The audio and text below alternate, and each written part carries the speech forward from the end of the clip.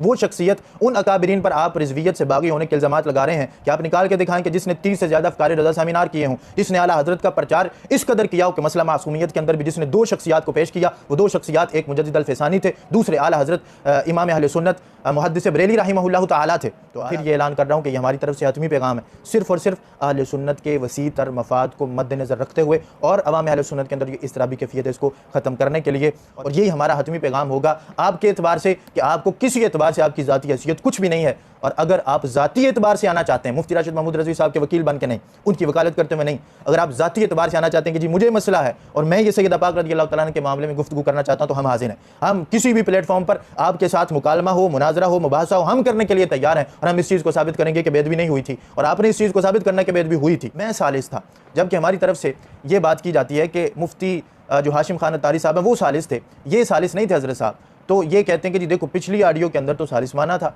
इस ऑडियो के अंदर कहते हैं जी हम सालिस नहीं मानते। मुफ्ती राशिद महमूद रज़वी साहब आके बयान कर दें कि भाई अकाबिरीन के बारे में मेरा ऐसा ख्याल नहीं है, मैं इस तरह की सोच नहीं रखता, मसला हल हो जाएगा। मसला कोई इतना पेचीदा भी नहीं हुआ, मसला सीधा सीधा है, मसला हल हो जाएगा और फिर जो है वो किसी को कोई मौका भी नहीं मिलेगा। तो मैं बिस्मिल्लाहिर्रहमानिर्रहीम वस्सलातु वस्सलामु अला रसूलिहिल करीम। सामईन नाज़रीन, निहायत ही अहम पैगाम के साथ मैं आपकी खिदमत में हाज़िर हूँ। आप जानते हैं कि अवाम अहले सुन्नत में एक इज़्तिराबी कैफियत पाई जा रही है। इस इज़्तिराबी कैफियत का हल क्या है, वो हल इंशाअल्लाह तबारक व तआला हम लेके आपकी खिदमत में हाज़िर हैं और ये हमारी तरफ से हतमी पैगाम होगा अहले सुन्नत के वसी तर मफाद को मद्देनज़र रखते हुए। अब देखिए कि जो उलमा के इख्तिलाफ़ात होते हैं, होना तो ऐसे ही चाहिए कि उलमा में ही उसे हल करना चाहिए, लेकिन एक ऑडियो लीक होती है, फिर एक आती है, फिर दूसरी आती है, फिर तीसरी आती है और वो कोई और शख्सियत नहीं, मुफ्ती राशिद महमूद रज़वी साहब की तरफ से आती है और फिर एक अजीब अंदाज़ उसमें इख्तियार किया जाता है कि जलाली साढ़े सीने चा के वजन, इस तरह की गुफ्तगू और इस तरह के अल्फाज इस्तेमाल किए जाते हैं।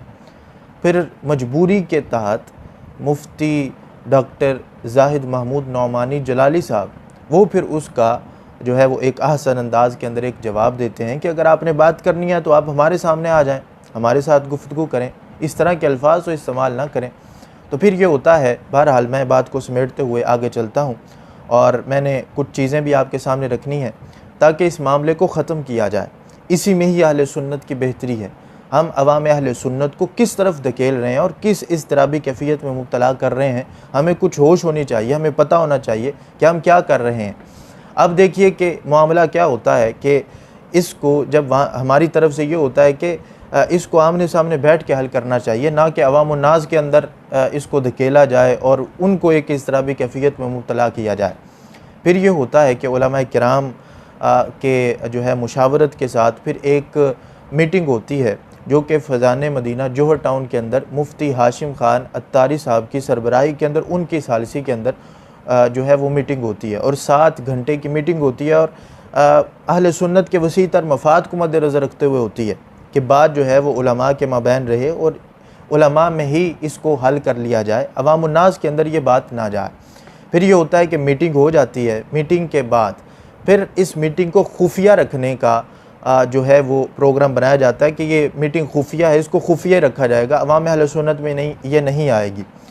इसको हमारी तरफ से इतना खुफिया रखा गया कि किबला जो डॉक्टर मुफ्ती ज़ाहिद नौमानी जलाली साहब हों या अल्लामा मौलाना शाहिद इमरान जलाली साहब हों या दूसरे हज़रात हों, हमारी मुशावरती कमेटी एक है। हम जो है वो मुख्तलिफ़ मामलात के अंदर हमारी मुशावरत जो है वो चलती रहती है और गुफ्तगू चलती रहती है। लेकिन मैं हल्फिया ये बयान दे रहा हूँ कि मुझे ख़ुद उस मीटिंग का नहीं पता और उस गुफ्तगू का नहीं पता। इतना ज़रूर पता था कि उलमाए किराम कुछ कोशिशें कर रहे हैं और कुछ मीटिंग्स हो रही हैं, लेकिन मुझे ये इल्म नहीं था कि किबला मुफ्ती ज़ाहिद नौमानी जलाली साहब और मुफ्ती राशिद साहब ये इकट्ठे बैठे हैं और मुफ्ती हाशिम खान अत्तारी साहब की सालसी के अंदर उनकी सरबराही के अंदर बैठे हैं। मुझे ये इल्म नहीं था। यानी ये मीटिंग इतनी खुफिया रखी गई हमारी तरफ से। लेकिन दूसरी तरफ से क्या हुआ, दूसरी तरफ से भी तो ये हक़ बनता था कि इसको खुफिया रखा जाता, लेकिन फिर जो है वो सारा इल्ज़ाम हमारे ऊपर देने पे आ जाते हैं कि देखें जी ये तो सादात का अदब नहीं करते, ये तो ये नहीं करते, ये तो वो नहीं करते। अब ख़ुद देखें कि ख़ुद क्या हरकतें वो कर रहे हैं और पहली जो ऑडियोज़ आई वो किन की तरफ से आई और किन्हों ने इसकी शुरुआत की। आपको कोई मसला था तो डायरेक्ट आके हल करते, आपने अवाम उन्नास के अंदर ख़ुद लेके आए और फिर सारा इल्ज़ाम जो है वो जी जलालियों के ऊपर आ जाता है जी इन्होंने ये सारा कुछ किया। अब देखिए कि आप लोगों के सामने ऑन द रिकॉर्ड सारी बातें मौजूद हैं। अब मुशाहिद काज़मी साहब, ये हज़रत साहब, इनको सालिसी का इतना शौक़ चढ़ा हुआ है कि ये हज़रत साहब कहते हैं जी मैंने तो ख़वास को ये बात बताई थी। अब आप देखिए कि हमेशा ऐसा होता है, आप भी दुनिया के अंदर ही रहते हैं, कि इनके भी कुछ ख़वास हैं, तो फिर जो इनके ख़वास हैं उनके भी कुछ ख़वास होंगे, फिर उनके भी आगे कुछ ख़वास होंगे। तो ये ख़वास तक बात पहुँचती पहुँचती ये अवाम तक पहुँच गई। अब इनके तो वो ख़वास थे जो भी इनके पास आके बैठता था वो इनका ख़ास हो जाता था, इनके ख़वास के अंदर शामिल हो जाता था। फिर इंतहाई अजीब अंदाज़ के अंदर उसको ये बात बताते थे, हमने तो पसीने छुड़वा दिया, हमने तो ये कर दिया, हमने तो वो कर दिया। आप जो है वो ये सोचिए कि क्या इस तरह की बातें करना बनती हैं। पहली बात तो ये थी कि आपको बताना ही नहीं चाहिए था, इस मामले को यहीं पर ख़त्म कर देते, लेकिन आपको शौक़ चढ़ा हुआ था, पता नहीं किस सालिसी का आपको शौक़ चढ़ा हुआ था। बहरहाल मैं आखिर के अंदर अपना ये दर्द दिल भी बयान करूँगा कि अहले सुन्नत के अंदर क्या मामला चल रहा है और किस तरह का मामला चल रहा है। अब जब अवामुन्नास के अंदर ये बात आ गई और फिर जो है वो हर बंदा जो इनके ख़वास में से थे, फिर वो आवाम के अंदर बात गई तो हर बंदा आके रोकता है, फिर पूछता है क्या हुआ, कैसे हुआ। सुबह को कॉल्स आ रही हैं, शाम को कॉल्स आ रही हैं। हम परेशान हैं कि ये मामला क्या हो रहा है और ये बात कहाँ से निकली और कहाँ तक पहुँची। तो बहरहाल फिर मुफ्ती ज़ाहिद नौमानी जलाली साहब फिर जो है वो मजबूरी के तहत उसको जवाब देते हैं, वो जो कॉलर था उसको जवाब देते हैं कि ये मामलात थे और मुफ्ती राशिद महमूद रज़वी साहब के साथ हमारी ये गुफ्तगू हुई है। अब बात जो है वो अवामुन्नास के अंदर आ जाती है। जब अवामुन्नास के अंदर आ जाती है तो फिर अवाम, आपको पता है कि वो फिर आखिर तक पहुंचने की कोशिश करते हैं, हमें बताया जाए कहाँ पर मीटिंग हुई, किसकी सरबराही के अंदर हुई, क्या हुआ, कैसे हुआ। तो ये सारे मामलात फिर जो हैं वो आ जाते हैं। अब फिर ये होता है कि ये जो मुशाहिद काज़मी साहब थे, इनकी तरफ से एक ऑडियो आती है और ये कहा जाता है कि जी नहीं जी, मुफ्ती राशिद महमूद रज़वी साहब पर तो इल्ज़ामात लगाए गए हैं और किस बयानियों के साथ काम लिया गया है, मैं सालिस था। जबकि हमारी तरफ से ये बात की जाती है कि मुफ्ती जो हाशिम खान अत्तारी साहब हैं वो सालिस थे, ये सालिस नहीं थे हज़रत साहब। तो ये कहते हैं कि जी देखो पिछली ऑडियो के अंदर तो सालिस माना था, इस ऑडियो के अंदर कहते हैं जी हम सालिस नहीं मानते, जबकि पिछली ऑडियो के अंदर भी सालिस बतौर मुंतज़िम माना गया था। आपको पता होना चाहिए, आप अपने आप को मुफ्ती कहते हैं और इतने इतने बड़े मसाइल के अंदर आप अपने आप को सालिस जो है वो मनवाने की कोशिश में लगे हुए हैं। तो आपको पता होना चाहिए कि सालिस दो किस्म के होते हैं। आपने कभी कोई तहरीर पढ़ी हो तो उसके अंदर लिखा होता है, मिसाल के तौर पे कि जो जामिया नईमिया है उसने सालिसी का किरदार अदा किया। तो क्या माना होता है? माना ये होता है कि उसने इंतज़ाम का किरदार अदा किया।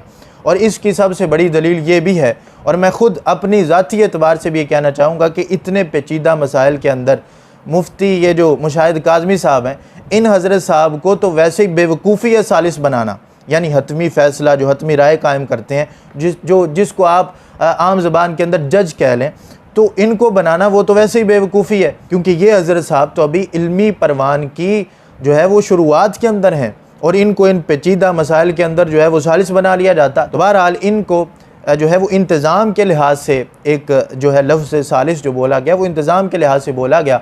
और इसकी सबसे बड़ी दलील ये भी है कि अगर इन्हीं को हमने सालिस बनाना होता तो फिर इनके पास जाते, मुफ्ती हाशिम खान अत्तारी साहब को क्यों हम जहमत देते और उनको तकलीफ़ देते, वो भी एक मसरूफ़ शख्सियत है और एक बड़ी शख्सियत है, ज़िम्मेदार है।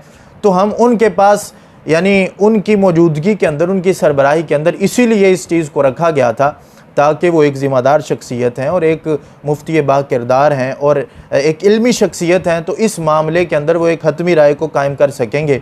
तो लिहाजा जहाँ पर लफ्ज़ सालिस बोला गया वो मुंतज़िम के लिहाज से था, और जहाँ पर यह कहा गया कि हम इनको सालिस नहीं मानते वहाँ पर यह था। अब आपके सामने ये मुफ्ती राशिद महमूद रज़वी साहब की ये तो राइट हैंड समझे जाते हैं, आना जाना खाना पीना सारा कुछ मुफ्ती राशिद महमूद रज़वी साहब के साथ था और इन्हीं को ही सालिस मुकर्रर कर लिया जाता। तो ऐसा नहीं था, बल्कि ये तो आज भी आप देखें तो ये आपको बतौर वकील नज़र आएंगे, बतौर सालिस आपको नज़र नहीं आएंगे।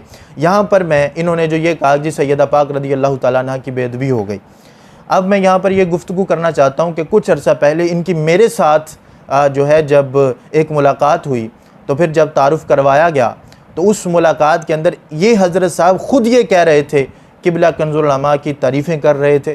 फिर जो है ये कुछ अर्सा पहले एक महफ़िल हुई, उस महफ़िल के अंदर ये तकरीज़ लिखवा रहे थे, अपनी तहरीर पर तकरीज़ लिखवाने पर तुले हुए थे कि कहीं क़िबला कंज़ुल उलमा लिख दें। और मेरे सामने जो खुद इन्होंने गुफ्तगू की, इन्होंने मसला मासूमियत के अंदर जो मुखालिफिन थे उनको राफ़ज़ी डिक्लेयर किया। और ये मेरे सामने की बात है, ये कोई ढकी छुपी बात नहीं, ये मेरे सामने की बात है। जब मेरे साथ मुलाकात हुई, उन्होंने कहा क़िबला कंज़ुल उलमा अहले सुन्नत की सरहदों पर भरपूर पहरा दे रहे हैं और इतना काम कर रहे हैं, लेकिन दूसरी तरफ जो राफ़ज़ी हैं वो अपने ये होकर वो टांगे खींचने पे लगे हुए हैं। इस तरह की गुफ्तगू इन्होंने मेरे सामने की थी। उस वक़्त तारीफ़ों के पुल बांध रहे थे, सारा कुछ कर रहे थे, और ये मसला उस वक़्त इनको बेअदबी नहीं लग रहा था। लेकिन आज पता नहीं कौन सी इनकी दुम पे पाँव आया कि इनको ये मसला बेअदबी लगना शुरू हो गया। हम तो इमाम सुहैली के फतवे पर हैं कि उन्होंने कहा सैयदा की बेअदबी कुफ्र है। आपकी ज़ाती हैसियत कुछ भी नहीं है। आप जिनके साथ लिंक कर रहे हैं और बार बार अपने आप को मंसूब कर रहे हैं कि जी मुझे जो है वो मरकज़ की तरफ से हिदायत है, मुझे मरकज़ की तरफ से हिदायत है। यहाँ पर मैं दावत इस्लामी के जो ज़िम्मेदारान हैं मैं उनको भी जो है वो तंबीह करना चाहता हूँ कि ये हज़रत साहब हर चीज़ में आपको कोट कर रहे हैं, तो लिहाजा आप इनको ज़रा संभालिए, आप इनको ख़ुद समझा लीजिए कि ऐसा काम ना करें। फिर इनकी मैं जो बात कर रहा था, इनकी ज़ाती हैसियत कुछ भी नहीं। अगर ये वाक़यातन इस मामले के अंदर कोई अपना स्टांस रखते हैं तो फिर ये ऐसा करें कि जो इनके साथीज़ा अभी मौजूद हैं, दावत इस्लामी के ज़िम्मेदारान मौजूद हैं, ये उनके पास जाएं और जिनकी तरफ ख़ुद को मंसूब कर रहे हैं ये उन हज़रात की तरफ जाएं। वो एक ज़िम्मेदार शख्सियात हैं, उनके पास जाएं और उनसे फिर फतवा लेके आएँ कि ये वाक़यातन क़िबला कंज़ुल उलमा ने जो ये सारा मामला था इसके अंदर सैयदा पाक रज़ी अल्लाह तआला अन्हा की बेअदबी की है। एक ये बात है। दूसरी ये बात है, आप बार बार मुफ्ती राशिद महमूद रज़वी साहब के वकील बन के आने की कोशिश कर रहे हैं, तो आपकी वकालत को किसी भी तरह कबूल नहीं किया जाएगा। मुफ्ती राशिद महमूद रज़वी साहब आज ज़िंदा हैं और मौजूद हैं, वो कहीं दूर नहीं गए हुए, और जहाँ पर वो टूर पे गए वैसे टूर ख़त्म होने वाला है।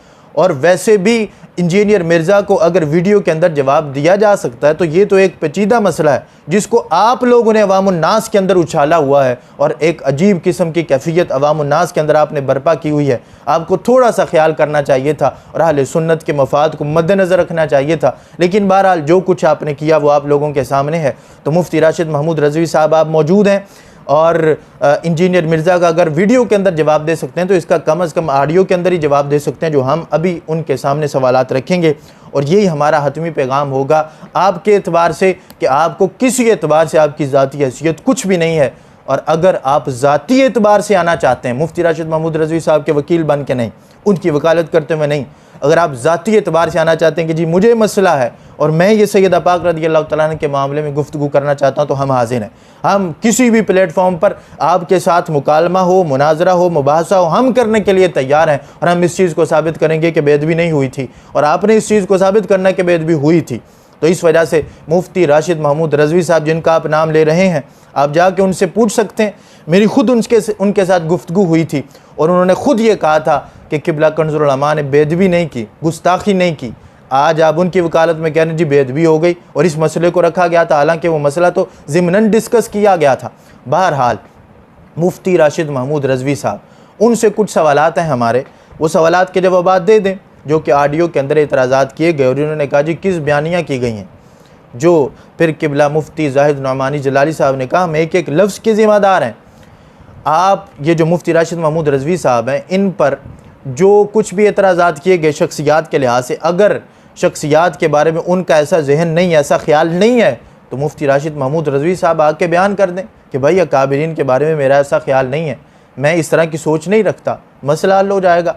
मसला कोई इतना पेचीदा भी नहीं हुआ, मसला सीधा सीधा है, मसला हल हो जाएगा और फिर जो है वो किसी को कोई मौका भी नहीं मिलेगा। तो मैं यहाँ पर जो है एक हाईलाइट के तौर पर आपके सामने कुछ सवालात रख देता हूँ। मुफ्ती राशिद महमूद रज़वी साहब इसके जवाबात दे दें तो मसला वैसे ही हल हो जाएगा और कहीं जाने की ज़रूरत ही नहीं पड़ेगी। इनमें से सबसे पहला सवाल ये है, क्या अल्लामा खादिम हुसैन रज़वी साहब रहिमहुल्लाह ताला आपका जनाजा पढ़ने वाले पर कोई सख्त फतवा लगता है या नहीं लगता, उसका हुक्म क्या है? जिन्होंने जनाजा पढ़ा था उसका हुक्म क्या है, इसको वाज़े कर दें। दूसरा सवाल इनकी खिदमत में ये है कि पासबान मसलके आला हज़रत जनाब अबू दाऊद मोहम्मद सादिक साहब, आपकी रज़वियत ये महदूद व मशकूक है या नहीं है, इसको आप वाज़े कर दें, जो आप पर एतराज़ किया गया था।